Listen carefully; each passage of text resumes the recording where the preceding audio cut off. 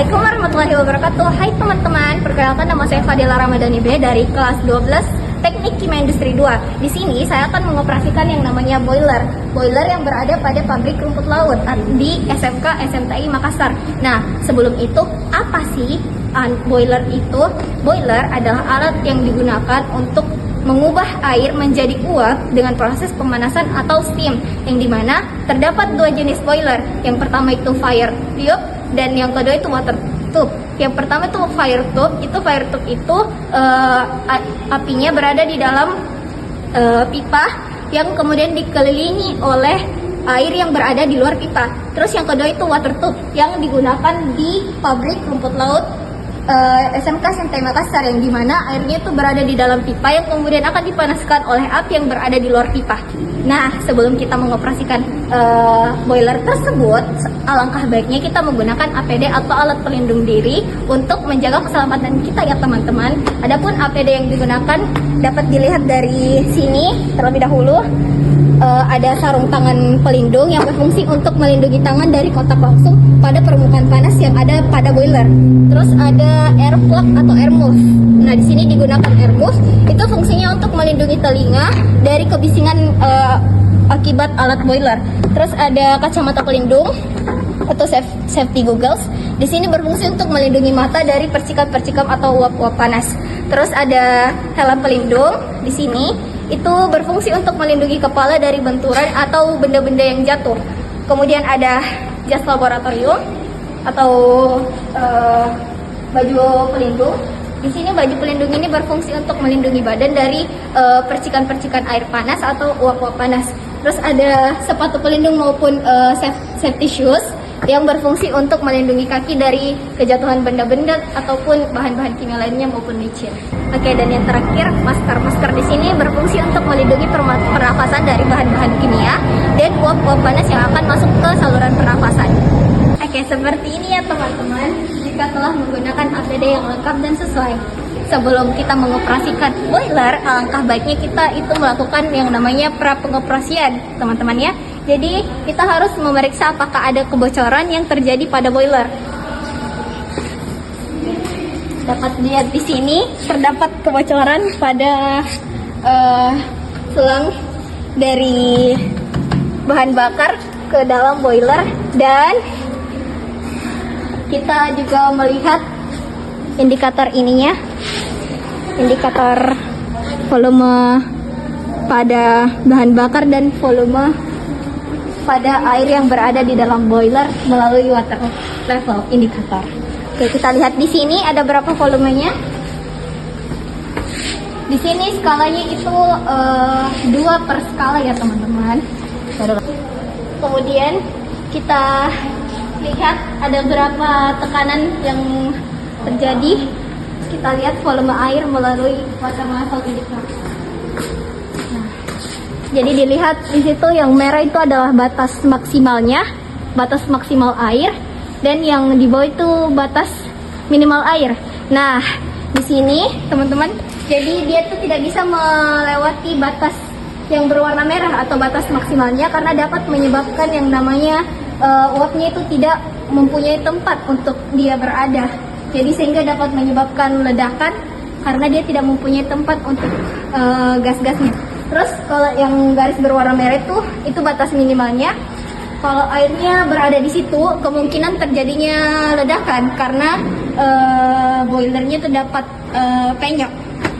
Setelah memastikan indikator-indikator seperti tekanan, volume air, bahan bakar, dan lain sebagainya, selanjutnya kita akan melihat valve-valve yang harus dibuka dan ditutup pada proses atau sebelum proses. Jadi valve yang harus tertutup itu ada pada valve yang ada di low down. Kemudian valve yang terbuka itu harus ada pada atas boiler yang di samping manometer.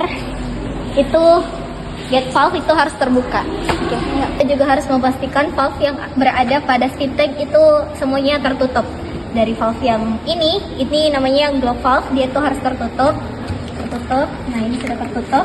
Kemudian valve yang ada di sini, ini namanya gate valve, itu juga harus tertutup.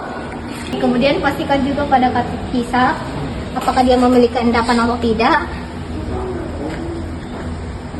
Nah, jika dia keluar air seperti itu, artinya dia tidak memiliki endapan dan atau uap. Jadi kita tutup saja karena airnya yang keluar. Nah, sebelum pengoperasian juga kita harus memastikan bahwa air umpannya itu telah tersedia pada tangki-tangki yang telah disiapkan dengan filter. Jom, mari. Tangki 1 dan ini ada tangki 2. Yang tangki 2 ini tuh berfungsi ke air boiler. Dia itu melalui 3 filter. Ya, dapat dilihat pada sini. Dapat dilihat pada ini. Dia melalui 3 filter. Jadi air yang berada pada air tanah itu naik, kemudian masuk ke dalam filter 1, lalu masuk ke dalam filter 2 dan masuk ke dalam tangki 1. Yang kemudian dari tangki 1 itu dialirkan ke proses-proses produksi yang digunakan pada proses-proses produksi. Kemudian dari tangki 1 tersebut juga masuk ke dalam filter 3. Filter 3 ini melalui pompa yang kemudian masuk ke dalam tangki 2 yang kemudian akan masuk ke dalam boiler untuk dipanaskan. Nah, sebelum dinyalakan air pompanya, pastikan dulu valve-nya terbuka ya teman-teman, supaya airnya itu dapat masuk langsung melalui boiler. Setelah melihat hal-hal tersebut, setelah memastikan hal-hal tersebut atau indikator-indikator tersebut, selanjutnya kita akan memulai yang namanya startup boiler. Jadi pertama itu kita nyalakan, ini namanya pompa, sistem kontrol pompa. Jadi sebelum proses itu dipastikan dulu semua sistem kontrolnya itu berjalan dengan baik atau berfungsi dengan baik. Jadi ini namanya sistem kontrol pompa yang berada di luar, seperti yang dijelaskan tadi, sistem kontrol air pompa. Jadi itu dinyalakan ininya, pump prosesnya, kemudian juga dinyalakan pump filternya. Ini dinyalakan, diputar tuasnya ke kanan, ke on, lalu ditekan ini, kemudian dia bakalan mengisi tangki-tangki tersebut yang mungkin volumenya kurang agar dia menjadi full. Setelah itu kita menuju ke boiler.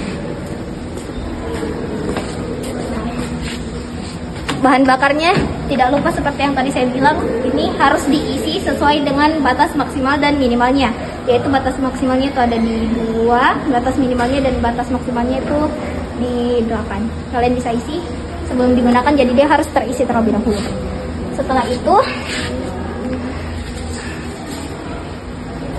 boilernya dinyalakan dengan cara memutar ini tombol emergency, memutar sini, kemudian menekan tombol start. Setelah ditekan tombol start, kemudian memutar tuas feed pump menuju on. Setelah itu memutar juga burner autonya menjadi on. Setelah itu boilernya akan menyala dan pemanasannya atau apinya itu dapat dilihat dari sini. Dapat dilihat dari sini. Kalau menyala dia bakalan terlihat di sini. Dan juga pompa feed pumpnya itu kalau menyala dapat dilihat pada indikator pompanya, dia itu akan berwarna merah ke hijau. Oke. Setelah itu kita biarkan dia jalan, kemudian kita lanjut. Pompanya, uapnya itu akan naik ke atas, uapnya itu akan naik ke atas dan akan merubah si manometernya itu akan meningkat dari yang awalnya 0, dia itu bakalan berubah sesuai tekanan yang terjadi. Oke, setelah dari si boiler ini, kemudian dia akan menuju ke steam tank. Steam tank, jadi uap yang berada tadi pada boiler itu kemudian masuk melalui pipa ini, masuk ke dalam steam tank yang akan mengubah tekanan yang ada pada steam tank ini. Lalu ini itu namanya blower. Blower itu akan mengalirkan udara menuju tangki-tangki yang ada berada pada sebelah sana, tangki 1 sampai 4. Untuk proses produksi, untuk dia itu berfungsi untuk proses pengadukan. Itu akan masuk lewat bawah tangki, kemudian dia mengaduk yang namanya cairan-cairan ada di situ. Kemudian uap-uap panas yang berada di steam tank ini, jika ingin digunakan pada proses produksi, itu dibuka di sini, dibuka. Kemudian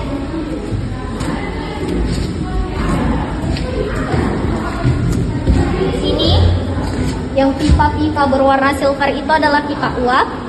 Terus yang berwarna hijau itu adalah pipa air produksi.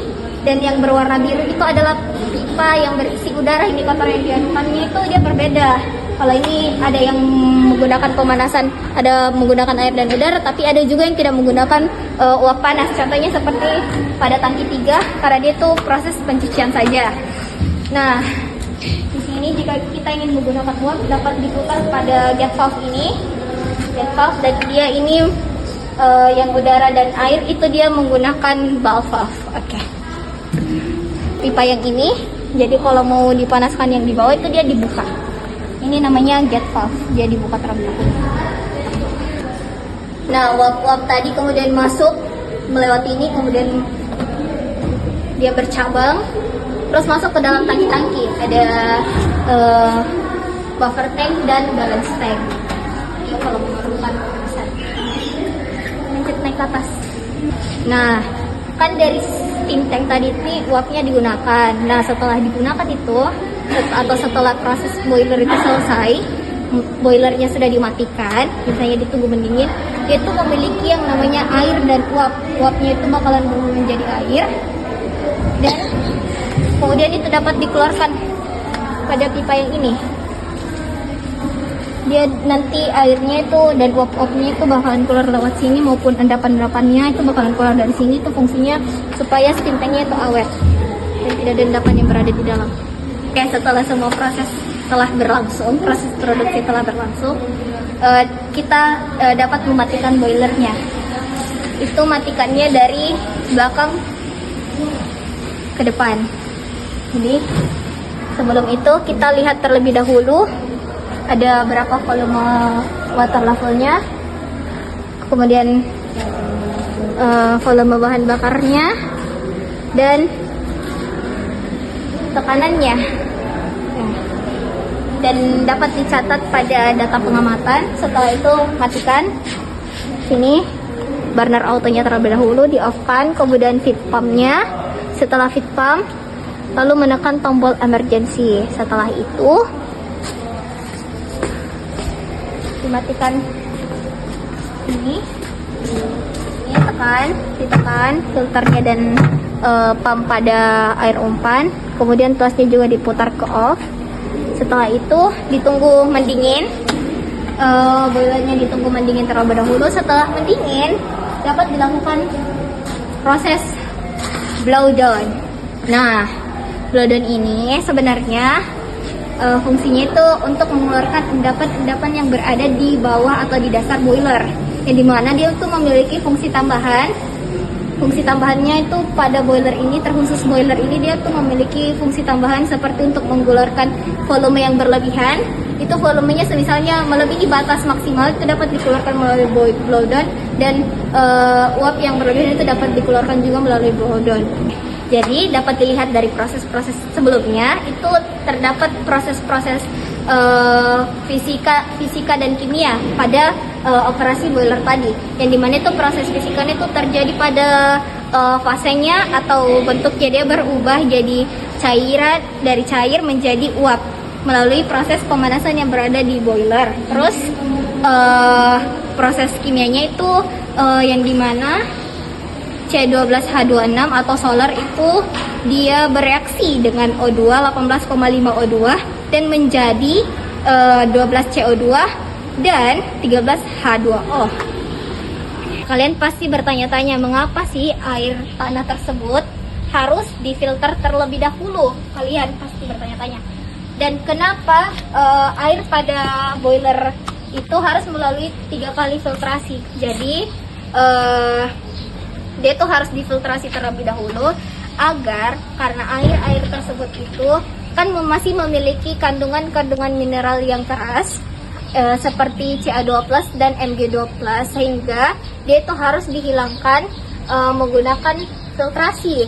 Nah, filtrasinya itu ada 3. Nah, kalau dia tidak difiltrasi dapat menyebabkan kerak dan korosi pada boiler yang dapat memperpendek umur boiler. Kenapa pada tangki satu ini atau tandan satu ini dia hanya menggunakan 2 kali filtrasi? Karena dia itu hanya digunakan untuk proses produksi, yang dimana kita masih memerlukan mineral-mineralnya. Sedangkan pada tandan 2 ini dia 3 kali filtrasi karena dia tidak dia harus mineralnya itu harus sangat-sangat dikurangi agar tidak terjadi hal-hal yang tidak diinginkan. Oke, itulah tadi bagaimana cara mengoperasikan boiler. Jadi jika terdapat kebocoran-kebocoran atau hal-hal yang tidak diinginkan, diharapkan untuk segera melaporkan kepada atasan, guru maupun laboran yang berada di laboratorium tersebut. Oke, itulah tadi, sekian dari saya. Wassalamualaikum warahmatullahi wabarakatuh.